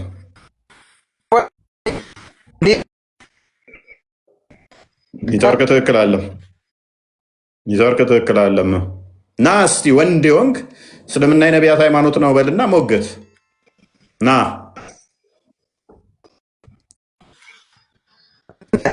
ኔትወርክን አስተካክል አንተ። አሁን ሁለቱ ግልጽ አድርግላቸው ቃል ሜይ ቢ ላልገባቸው። መልክ ይሄኛው አህመዲን ጀበል ነው። በጻፈው ጽሁፍ ላይ ምን ብሎ አስቀምጧል? ፌስቡክ ላይ ከሁለት ቀን በፊት እንደምትመለከቱት እስልምናም ክርስትናም ካቶሊክም ሁሉም መጤዎች ነን፣ መጤ ሃይማኖት ነው። እስልምና በሰባተኛው ክፍለ ዘመን እንደመጣ አትቶ ጽሁፍ ጽፈዋል። አህመዲን ጀበል ማለት ነው። ኦኬ አዘ ሴም ታይም ደግሞ አህመዲን እንትና ሼክ ኻሊል ነው ማለት ነው ስሙ። ላውጣውና ላሳያችሁ በፎቶ አብዱልጀሊል ታይት ይሄ ማለት ነው። አብዱልጀሊል ኻሊል ማለት ነው። ይሄ ሰውዬ ደግሞ እስልምና በኢትዮጵያ ከቀደምት ከክርስቶስ ልደት በፊት የነበረ ነው ብሎ መጽሐፉን ላጽፈዋል እንግዲህ ማለት ነው። ማን ነው ትክክል? ገና እንደውም ወደ እስልምና አስተምሮ አልገባንም። ሁለቱ ዲቤት ማድረግ አለባቸው። ያኛው በሰባተኛው ክፍለ ዘመን የመጣ መጤን ይላል። ይሄ ደግሞ ከክርስቶስ ልደት በፊት ሁላ ነበረ፣ ከክርስትና በፊትም ነበረ ይለናል። ስለዚህ ከሁለቱ ማን ነው ትክክል?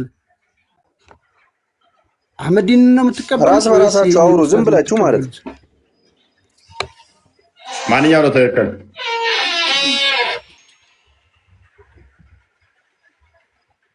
ቀጥል።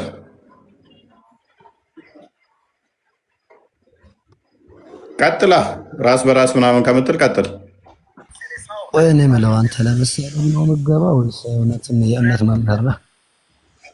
ቶፒኩ ላይ ገባና ቀጥል። ቶፒኩ ላይ ማውራት እንችላለን። ምን ነበር ያልከኝ? ለስሜት አርግ ሰራን እናወራለን። አሁን ምንድን ነው የምፈልገው ከኔ ጋር ማውራት? ኦኬ አህመዲን ጀበል የጻፈውን አርቲክል አንብበዋል? እፎይ ክፈትለት አንዴ። እሺ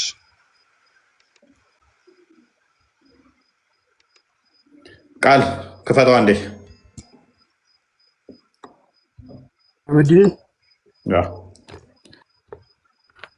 የአህመዲን ጀበልን አንብበዋል? አህመዲን ጀበል የጻፈውን እችን አርቲክል አንብበዋል? ፌስቡክ ላይ የጻፈውን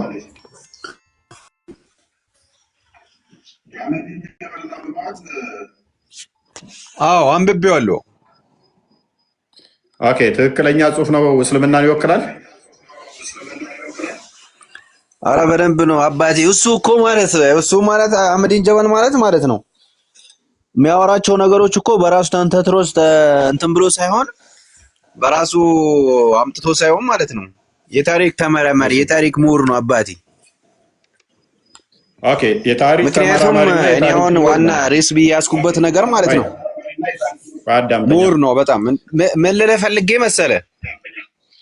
ቆይ እኔ ያስኩበት ነገር ነጥብ ይዤበታለሁ። ምን አዳምጠኛ።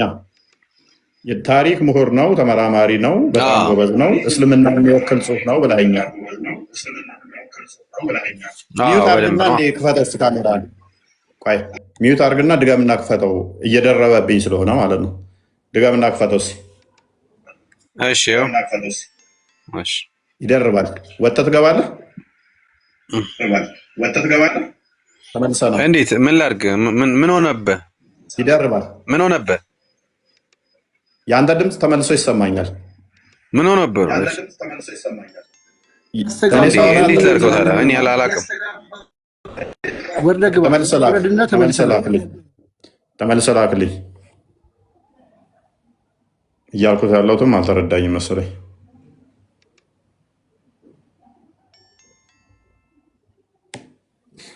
ኦኬ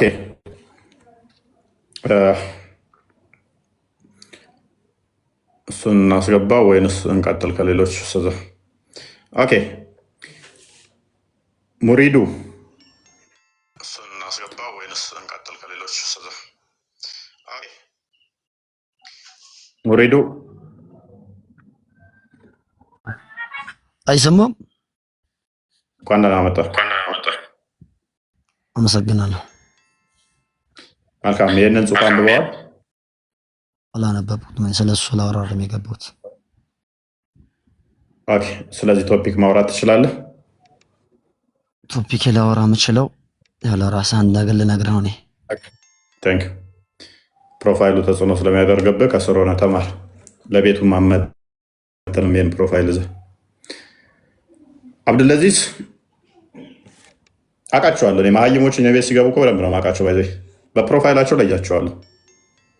አብዱልአዚዝ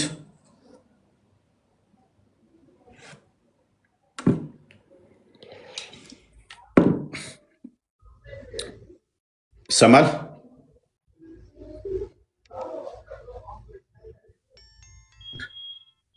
ቀጥሉ እስኪ። ምንድን ነው እሱ?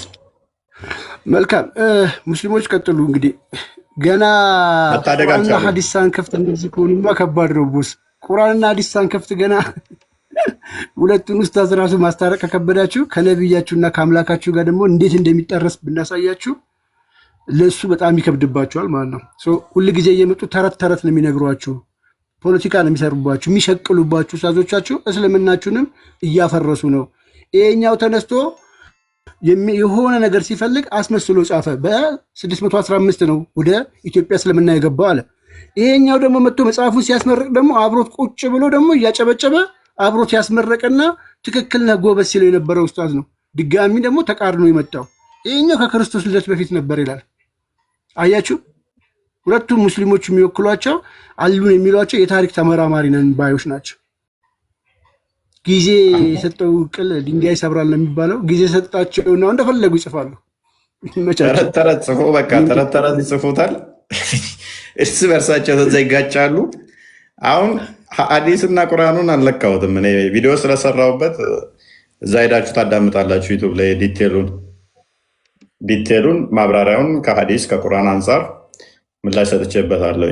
ግን ቀለል ባለው እንኳን ላይቭ ላይ ጀግናችን ምናምን ብለው እንደሞቶ ያነሱትን ጽሑፍ ትቀበሉታላችሁ ወይ? ማትቀበል ከሆነ እንቶ ፈንቶ ነው ወይ የጻፈው ኡስታዝ? እቀበለዋለሁ ካልክ እስልምናን በደቂቃ ውስጥ እናፈርስበታለን ማለት ነው በጽሑፍ። አልቀበለውም ካልክ እንዴት ጀግና ልትለው ቻልክ? ማትቀበለውን ጽሑፍ ጽፎ ሼር እና ላይ ኮመንት አድርጎ ግን እምነቱን አፈር ድቤ የሚያስበላ ባይዞ አንድም ቦታ ላይ ራሱን እንዳማኝ እንኳን አልቆጠረም። ጽሑፉ ላይ ደግሞ ማለት ደስ በሚል ሁኔታ ማለት ነው። ይሄ የሚያሳየው ምንድነው?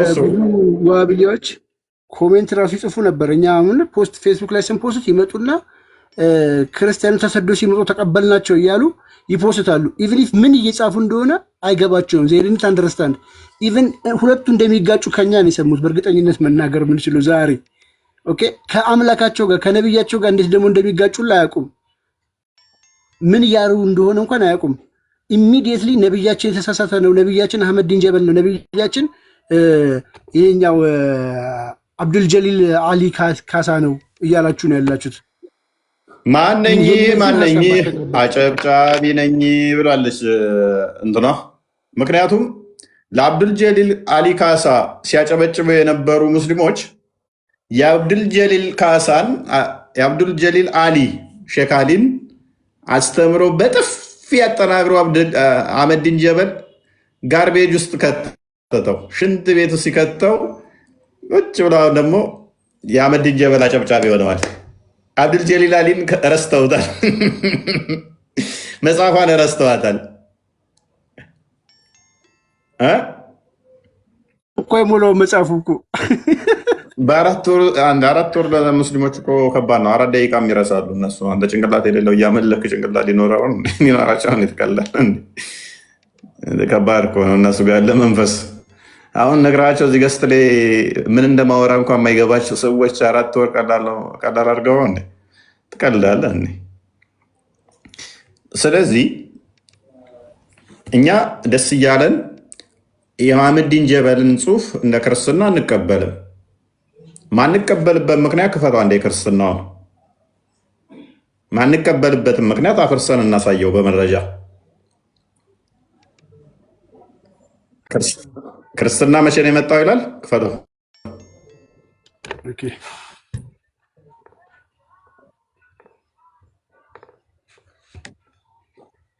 ኦኬ ዝቅ አድርገው። ኦኬ ዝቅ አድርገው። ክርስትና ከ330 እስከ 451 ድረስ የአክሱም ቤተመንግስት ሃይማኖት እንጂ ዝቅ አድርገው። አሁንም አይ ቲንክ ቆርጠህብኛል። ኦኬ ቀጥሎም እንደ አውሮፓውያን አቆጣጠር በ330 ፕሊስ እያነበብኩ ነው። ቀጥሎም እንደ አውሮፓውያን አቆጣጠር በ330 ፍርሚናጦስ በተባለ ወጣት መሪነት ጥቂት የሶሪያ ክርስቲያን በስደት ወደ አክሱም መጡ። በእንግድነት ተቀበልናቸው ይለናል። እምነታቸውን እንዲሰብኩ ፈቀድንላቸው። ክርስትናን መስበክ ጀመሩ። የአክሱም ንጉሥ ኢዛናን ጨምሮ ከኛ ውስጥ ጥቂቶች ክርስትናን ተቀበሉ። ወጣት ፍርሚናጦስ ጳጳስ ፍለጋ ወደ ግብፅ አመራ። ንጉሥ ኢዛና ክርስትናን እንዲቀበል እንዳደረገ ገለጸ ምናምን እያለ ይቀጥላል። ቃል በጣም ፕሊስ ተከታተል። እኔ ሳነብ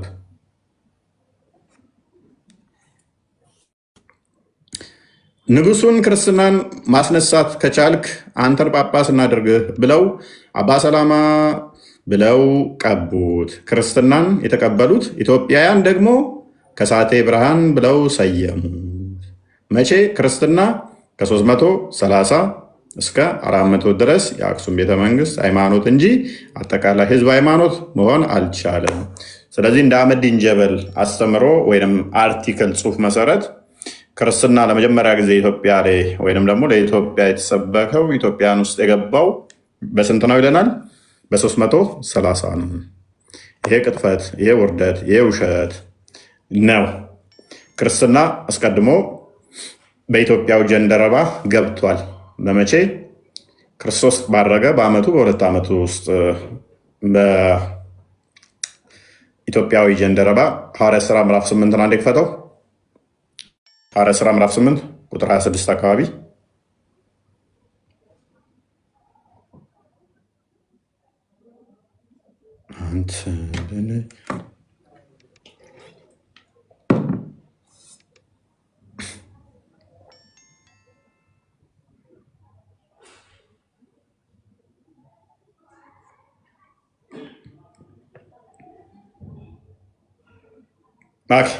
ቁጥር 26 አይ ቲንክ የጌታ መልአክ ፊልጶስን ተነሳ፣ በደቡብ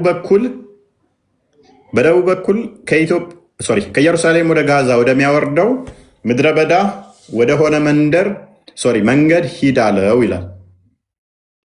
ማንን? ፊልጶስን። የጌታ መልአክ ምን አለው? ተነስ ሂድ በጋዛ በኩል። ኦኬ ተነስቶም ሄደ።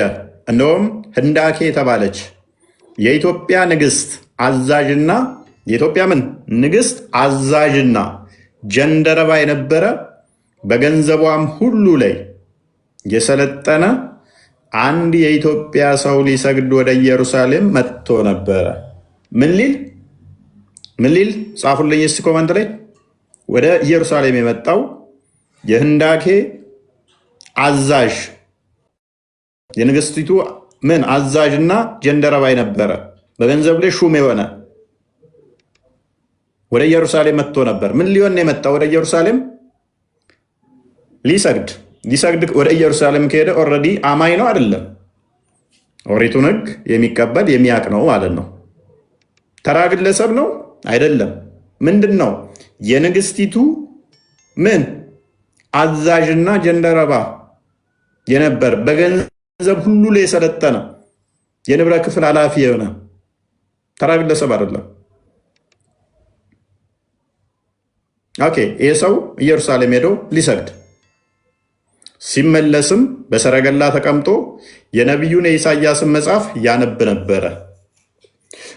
ኢሳያስን መጽሐፍ ያነብ ነበረ። ስለዚህ ትንቢተ ኢሳያስ ደረቅ ወንጌል አይምን ተብሎም ይጠራል። የክርስቶስን መምጣት ብቻ ሳይሆን ቤዛነት ቁልጭ አድርጎ የሚያስቀምጥ መጽሐፍ ስለሆነ ማለት ነው። ይህንን እያነበበ ነበር የኢትዮጵያዊ ከፍ አድርገው።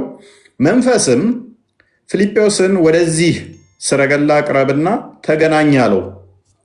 ፊልጶስም ሮጦ የነቢዩን የኢሳያስን መጽሐፍ ሲያነብ ሰማና በውኑ የምታነበውን ታስተውላለህ አለው።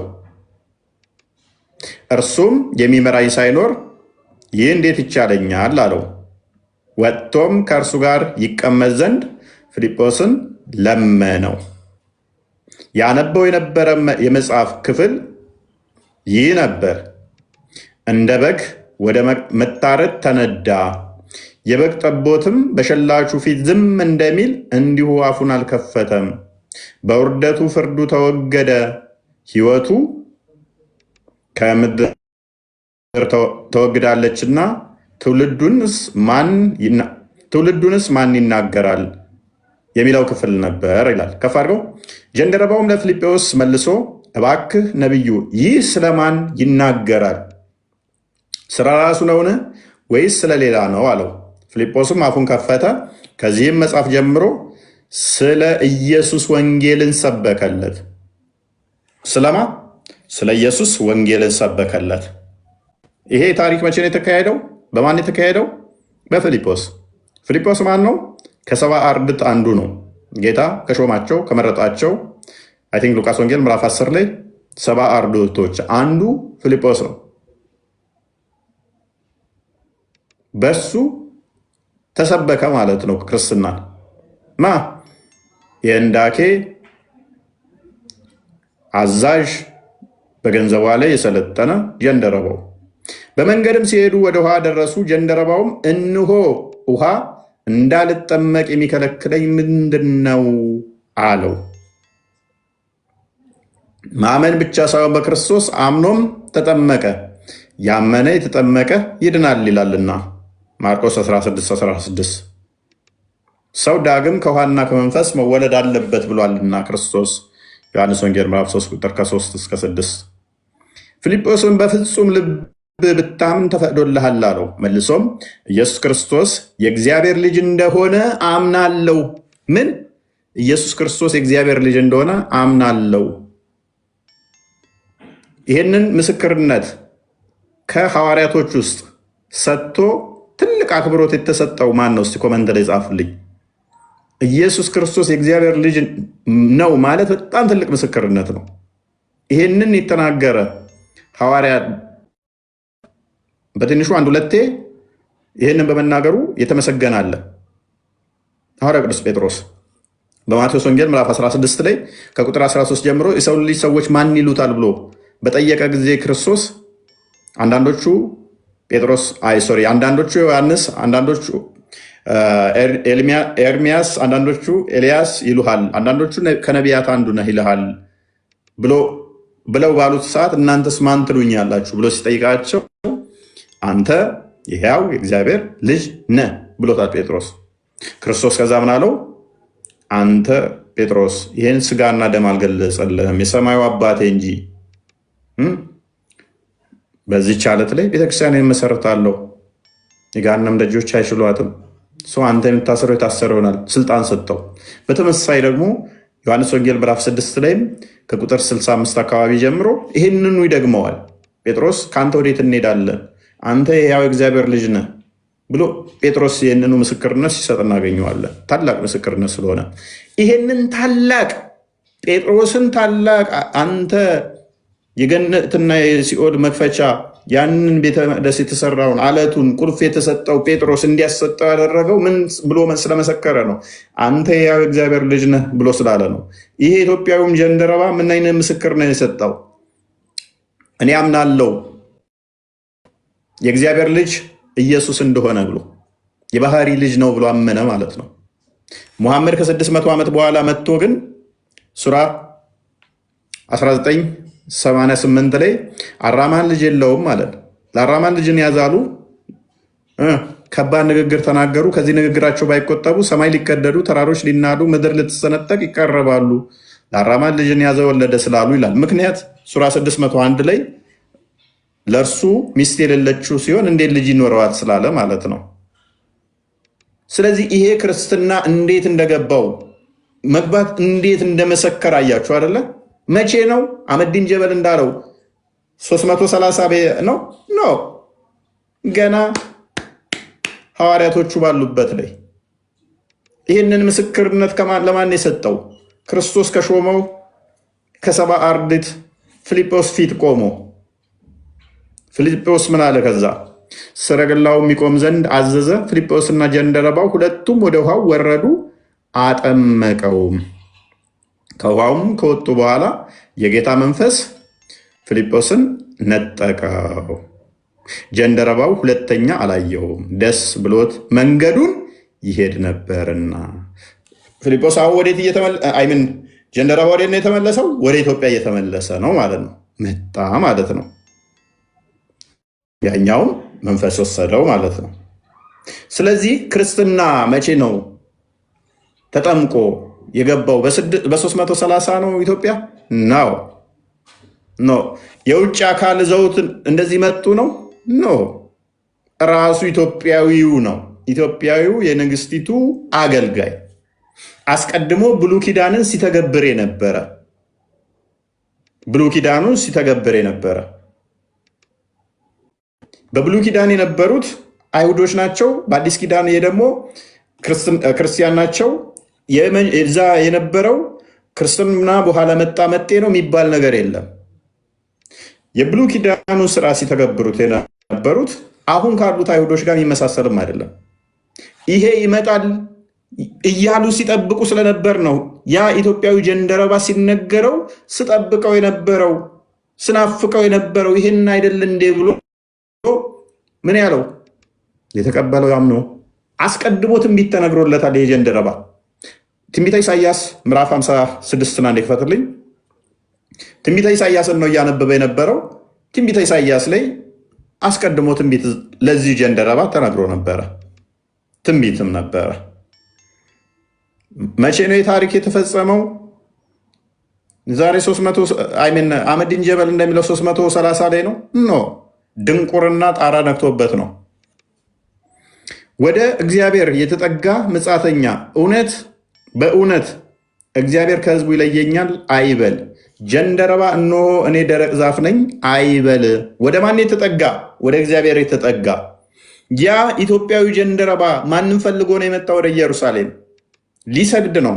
እግዚአብሔርን ፈልጎ ነው የመጣው፣ ጣዖት ሊያመልክ አይደለም። እንደ መሐመድ አባቶች እነ በዓልን ሊያመልክ ወይም ደግሞ እነ ሁበልን ሊያመልክ አይደለም ሄደው፣ እግዚአብሔርን ሊያመልክ ነው። ወደ እግዚአብሔር የተጠጋ እሱ ጀንደረባ እነሆ እኔ ደረቅ ዛፍ ነኝ አይበል። ያ ኢትዮጵያዊ ጀንደረባ እግዚአብሔርን ፈልጎ ወደ እግዚአብሔር ነው ሄደው። ስለዚህ ምን ይለዋል? እግዚአብሔር ሰንበቴን ስለሚጠብቁ ደስ የሚያሰኙኝም ከፈር ነገር ስለሚመርጡ ቃል ኪዳኔንም ስለሚይዙ ጀንደረቦች እንደዚህ ይላል። ኢትዮጵያኖች የብሉይ ኪዳኑንም ስርዓት አስቀድሞ ስለተሰበከ ሰንበትን ቅዳሜን ይጠብቃሉ፣ ቅዳሜንም ሰንበትን ይጠብቃሉ አይደለም? ዘጸአት ምዕራፍ 20 ላይ ያለውን። ስለዚህ በተመሳሳይ ሰንበቴን ስለሚጠብቁ ደስ የሚያሰኝኝንም ነገር ስለሚመርጡ ቃል ኪዳኔንም ስለሚይዙ ጀንደረቦች እንዲህ ይላልና በቤቴና በቅጥሬ ከወንዶችና ከሴቶች ይልቅ የሚበልጥ መታሰቢያ ስም እሰጣቸዋለሁ። የማይጠፋ ስም እሰጣቸዋለሁ። ምን የማይጠፋ ስም እሰጣቸዋለሁ? ቤት በቤቴና በቅጥሬ ውስጥ የማይጠፋ ስም እሰጣቸዋለሁ። ማቴዎስ ወንጌል ምዕራፍ 16 ቁጥር 18 አንዴ ክፈተው። አሁን የት ነው የምሰጠው አለ? በቤቴና በቅጥሬ ውስጥ የማይጠፋ ስምን እሰጣለሁ። ይህ አሁን ትንቢት ነው። ይሄ ትንቢት እንዴት ተፈጸመ? ክርስቶስ ቤተ መቅደሱን ሰራ፣ ቤተ ክርስቲያኑን ሰራ። 16 ቁጥር 18 እኔም እልሃለሁ አንተ ጴጥሮስ ነህ፣ በዚህችም ዓለት ላይ ቤተ ክርስቲያኔን እሰራለሁ፣ የገሃነም ደጆች አይችሏትም አለ። ምን? የገሃነም ደጆች ማይችሏትን እቤቴን እሰራለሁ አለ። ክርስቶስ በስጋ ሲመጣ አስቀድሞ የነበረው ነበር። ህዝበ እስራኤል ይባላሉ፣ ህዝበ እግዚአብሔር ይባላሉ።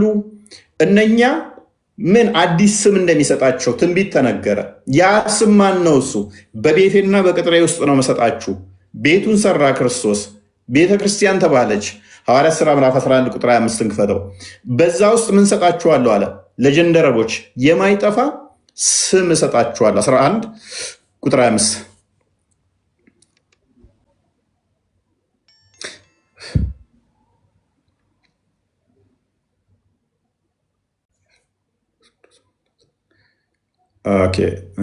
ኦኬ። ባገኛቸው ከፍ አድርገው ቁጥር 26 ባገኛቸውም ጊዜ ወደ አንጾኪያ ቁጥር 26 በቤተ ክርስቲያን 1 ዓመት ሙሉ ተሰበሰቡ። ቤተ ክርስቲያኑ ማን የሰራው? ክርስቶስ። በቤቴና በቅጥሬ ውስጥ ማይጠፋ ስም ሰጣችኋለሁ ብሏል። በቤተ ክርስቲያን 1 ዓመት ሙሉ ተሰበሰቡ፣ ብዙ ሕዝብንም አስተማሩ። ደቀ መዛሙርቱም መጀመሪያ ምን ተባሉ? በአንጾኪያ ክርስቲያን ተባሉ። ማን ተብለው ተጠሩ? ክርስቲያን ተባሉ። ትንቢቱ ምን ነበረ? በቤቴና በቅጥሬ ውስጥ ምን ሰጣችኋለሁ የሚል ነው። አዲስ ስም ሰጣችኋለሁ። በፊት ህዝበ እግዚአብሔር ይባላሉ፣ እስራኤል ተብለው ይጠራሉ። እነኚህ አሁን ትንቢት ተነገረ። ምን? አዲስ ስም እሰጣችኋለሁ። ያ ስም የማይጠፋ ያ ጀንደረባ አሁን አዲስ ስም ተሰጠው ማለት ነው። በዛ በቤቱና በቅጥር ውስጥ ክርስቲያን ተብሎ ተጠምቆ አምኖ ክርስቲያን ተባለ።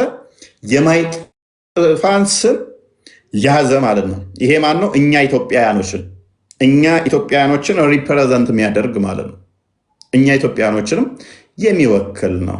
ስለዚህ በብሉይ ኪዳን የነበሩት እነኛ ህዝበ እግዚአብሔር ሲጠብቁት ነበረ፣ ሲናፍቁት ነበረ። አዲስ ስም እንደሚሰጣቸው ተነግሯቸው ነበረ። ምን የሚባል? ክርስቲያን የሚባል በክርስቶስ ክርስቲያን የሚባሉ አዲስ ስም ይሰጣቸዋል።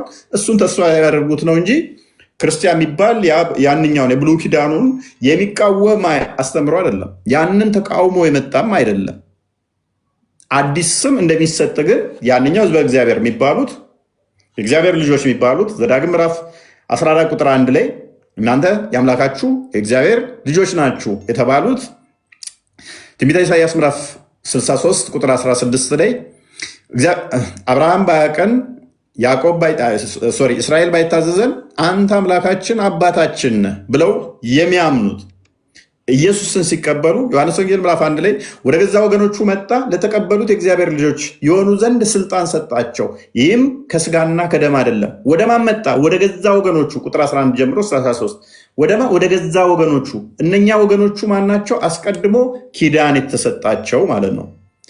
አባቶች በእነሱ ናቸውና ከነርሱ ክርስቶስ በስጋ መጣ፣ እርሱ ከሁሉ በላይ የተባረከ ሆኖ የዘላለም አምላክ ነው ይለዋል ሮሜ ምዕራፍ 9 ቁጥር 5 ጀምሮ። ስለዚህ ልጅነት በማን ነው ይለናል። ከዛ ያ ተስፋው የተሰጠው በማን ነበር? በአብርሃም። ዘፍጥረት ምዕራፍ 12 ቁጥር 3 ጀምሮ ከቁጥር 1 እስከ 4 ድረስ በአንተ ዘር አሕዛብ ይባረካሉ ብሎታል። ያ ዘሩ በማን ነው የሚመጣው? ዘሩ እንዴት ነው የሚመጣው? በይስሐቅ በኩል ማለት ነው። በይስሐቅ እንዴት ይመጣል? ዘፍጥረት ምዕራፍ 17 ቁጥር 10 ላይ ግዝረትን እንዴት እንደሰጠ ቃል ኪዳን ካቆመ በኋላ አሕዛብ ዘሩ በማን እንደሚባረክ ነገረን። በይስሐቅ ማለት ነው።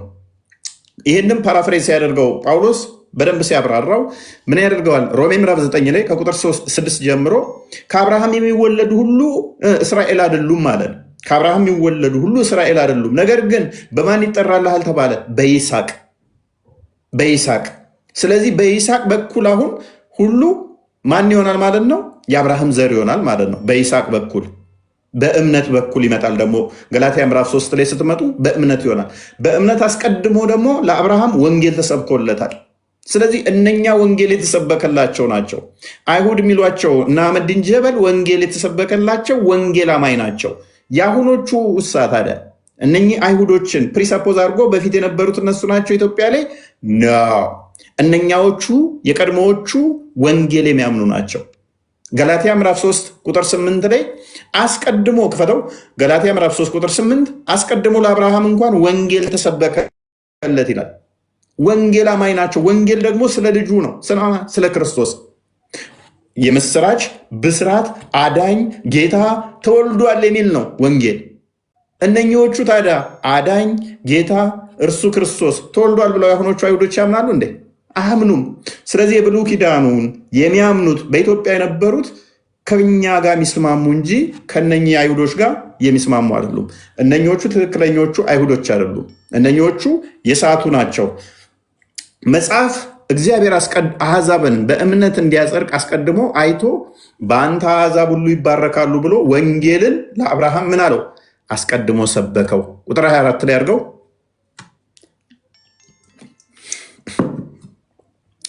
ኦኬ እምነት ሳይመጣ ኦኬ እንደዚህ ሁሉ በእምነት እንድንጸድቅ አንድ ሕግ ወደ ክርስቶስ የሚያመጣ ሞግዚታችን ሆኗል።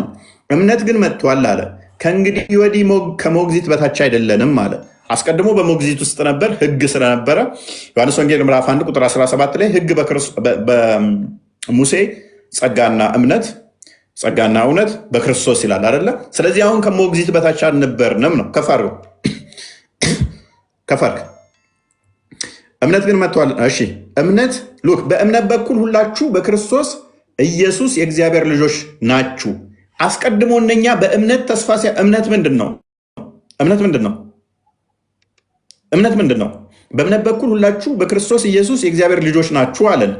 እምነት ምንድን ነው? እምነት ስለማናየው ነገር ስለወደፊቱ ተስፋ የምናደርግበት የሚያስረግጥ ነው። ዕብራውያን ምዕራፍ 11 ቁጥር 1 ላይ ማለት ነው። ዕብራውያን ምዕራፍ 11 ቁጥር 1 ላይ እምነት ስላላየ ነው ስለወደፊቱ ተስፋ ስለምናደርገው የሚያስረግጥ ነው። በእምነት እንዳዩ አባቶች እንደተመሰከረላቸው ዕብራውያን ምዕራፍ 11 ሙሉን ስታነቡት እነ አብርሃም እነ ሙሴ ሌሎቹንም የእምነት አባቶችን ተስፋ እያደረጉ አምነውት ነገር ግን ያንን ተስፋውን ሳያገኙ እንደሞቱ ማለትም ክርስቶስ ከመወለዱ በፊት እንዳለፉ ያስቀምጠዋል።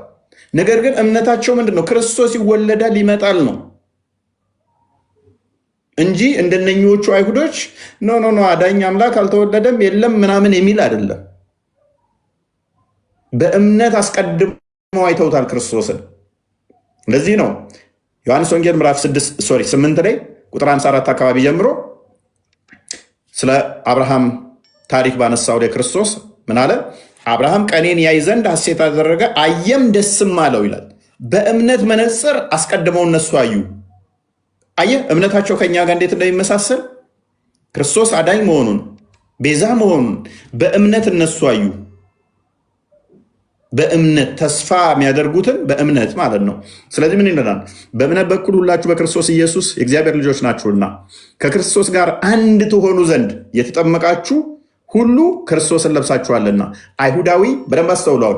አይሁዳዊ ወይም የግሪክ ሰው የለም፣ ባሪያ ወይንም ጨዋ የለም፣ ባሪያ ጨዋ ሰው የለም፣ ወንድ ሴት የለም፣ ሁላችሁ በክርስቶስ ኢየሱስ ከፋርክ አንድ ሰው ናችሁና ከፋርክ ኦኬ እናንተ የክርስቶስ ከሆናችሁ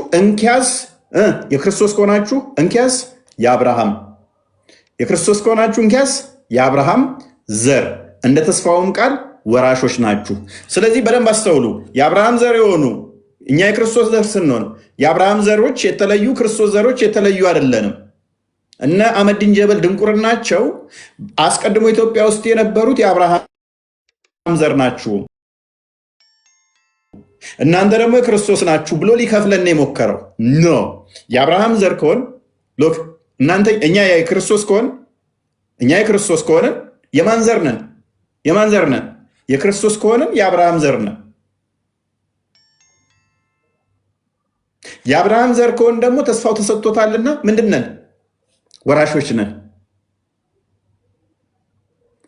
ነን።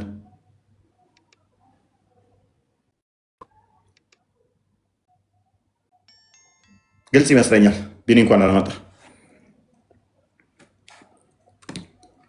ቃሎትን ያሰማልን። በጣም ግልጽ ነው። ቃሎት ያሰማልን። እግዚአብሔር ይስጥልን። እውነት ነው። በክርስቶስ ወራሽ ነን እኛ። የአብርሃም ዘር ሆነናል። አብርሃምን ክርስቶስ ስጋ የመጣው ከአብርሃም ስለሆነች ትጨርሳል። በቃ ላቁም፣ ችግር የለም። ትንሽ ነገር ብቻ ነው የምናገረው። መዲን ጀንበል የኢትዮጵያ ውስጥ የመንግስት ሃይማኖት የሆነበትን ቀን እንጂ ሃይማኖት የገባበትን ቀን አይደለም የተናገረው። እንደዛ ከሆነ ኢቭን መዲና ውስጥ የመንግስት ሃይማኖት የሆነበት ቀን አለው። መካ ውስጥ ራሱ መሐመድ ሙሉ እስልምናን ማለት ሙሉ አረቢያን የተቆጣጠረበትና ንጉስ ሆኖ እንትን ያለበትን ቀን ነው የሚታየው ማለት እስልምና የጀመረው ከዛ ቀን ብሎ እንደማለት ነው። ባይዘዌ ክርስትና የገባው በ34ኛው መቶ ክፍለ ዘመን ነው። ክርስቶስ ከሞተ ከአንድ ዓመት በኋላ ነው። አስቀድሞ አሁን ሲናገር እንደነበረው እፎይ ከአንድ ዓመት በኋላ ነው የሄደው ወዴት? ወደ ኢየሩሳሌም።